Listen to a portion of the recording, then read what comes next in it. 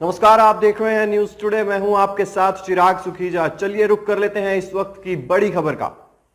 अंबाला पहुंचे केंद्रीय राज्य मंत्री अश्विनी कुमार चौबे ने आज अंबाला में 1857 की क्रांति के शहीदों की याद में बन रहे शहीद स्मारक का दौरा किया। इस दौरान हरियाणा के गृह मंत्री अनिल विज भी उनके साथ थे। अनिल विज ने उन्हें शहीद स्मारक का दौरा कराया और उन्हें बताया कि कैसे अंबाला में शहीद स्मारक को बनाने के लिए उन्होंने लंबी लड़ाई लड़ी। केंद्रीय राज्य मंत्री ने अंबाला में बन रहे शहीद स्मारक के साथ विज के प्रयासों की तारीफ की और शहीद स्मारक को एक अजूबा बताते हुए कहा कि ये आने वाले समय में न केवल देश बल्कि विदेशी पर्यटकों के लिए भी एक आकर्षण का केंद्र बनेगा। अंबाला में आज केंद्रीय राज्य मंत्री अश्विनी कुमार चौबे हरियाणा के गृह मंत्री अनिल विज से मिलने पहुंचे। मुलाकात के बाद अश्विनी कुमार चौबे ने अंबाला में बन रहे शहीद स्मारक का दौरा किया। गृह मंत्री अनिल विज ने उन्हें शहीद स्मारक की विशेषताएं बताई और उन्हें बताया कि कैसे 1857 की आजादी की लड़ाई का आरंभ अंबाला से हुआ था। विज ने बताया कि उन्होंने अंबाला में शहीद स्मारक को बनाने के लिए एक लंबी लड़ाई लड़ी। विज ने हुड्डा सरकार में सबसे पहले ये मुद्दा विधानसभा में उठाया था, जिसके फलस्वरूप आज शहीद स्मारक अंबाला में बन रहा है। शहीद स्मारक का दौरा करने के बाद केंद्रीय राज्य मंत्री अश्विनी कुमार चौबे ने कहा, जब मैं आज यहाँ आया और इसकी चर्चा हुई तो मैं बहुत गौरवान्वित हुई है।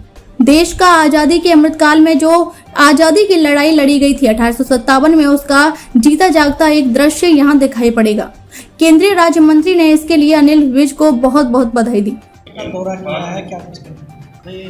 नहीं, मुझे जब मैं आज आया इसकी चर्चा हुई, बहुत मैं गौरवान्वित हूँ कि देश का आज़ादी के अमृतकाल में जो आज़ादी की लड़ाई लड़ी गई 1857 में, उसका जीता जागता एक दृश्य यहाँ दिखाई पड़ेगा। मुझे लगता है कि विज साहब का जो इनकी परिकल्पना है, इसको ये पूरा करेंगे इसमें। और यह न केवल अंबाला के लिए धरोहर है, ये पूरे देश और दुनिया का एक अलग टाइप का भारत का, जिसमें आज़ादी की सारी चीज़ें दिखाई पड़ेगी, परिलक्षित होगा और दुनिया भर के लोग यहाँ पर्यटन के लिए आएंगे। जहाँ ठीक कहा इन्होंने, श्री अनिल विज जी मंत्री जी ने कहा कि आज़ादी के उस वक्त में रोटी और कमल भेजा जाता था, तो ऐसा ही कुछ दृश्य बनने के बाद मनमोहक दृश्य होगा। मैं बहुत बहुत कहा जाए बधाई देता हूँ हरियाणा सरकार को और विशेष करके यहाँ के माननीय विधायक, गृह मंत्री, स्वास्थ्य मंत्री, हमारे परम मित्र श्री अनिल विज जी को, कि इनके प्रयास से, इनकी पहल पर दुनिया का एक मनोरम छवि यहाँ उपस्थापित होने वाला है और जिसका प्रधानमंत्री जी ही आने वाले दिनों में इसका विधिवत इनके आमंत्रण पर उद्घाटन करने का सोच रहे। इसी साल इनकी तैयारी है कि इस साल बन के तैयार हो जाए।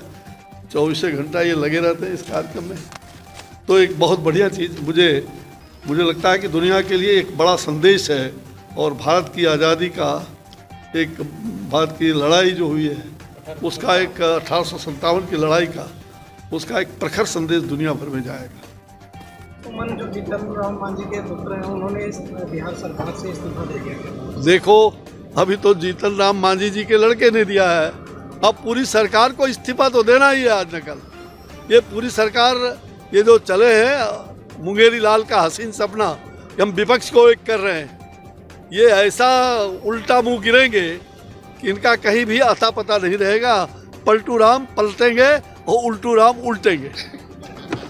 इस दौरान केंद्रीय राज्य मंत्री से जब पत्रकारों ने बिहार के कैबिनेट मंत्री संतोष सुमन के नीतीश सरकार से इस्तीफे पर सवाल पूछा तो उन्होंने बड़े ही व्यंग्यात्मक तरीके से जवाब देते हुए कहा कि अभी तो सिर्फ जीतन राम मांझी के लड़के ने इस्तीफा दिया है, धीरे धीरे पूरी सरकार ने इस्तीफा देना है। मंत्री संतोष सुमन ने कहा, ये विपक्ष को एक करने का मुंगेरी लाल का हसीन सपना देख रहे हैं, ये ऐसा उल्टा मुंह गिरेंगे, इनका कहीं भी अता पता नहीं रहेगा और पलटू राम पलटेंगे, उल्टी राम उल्टेंगे।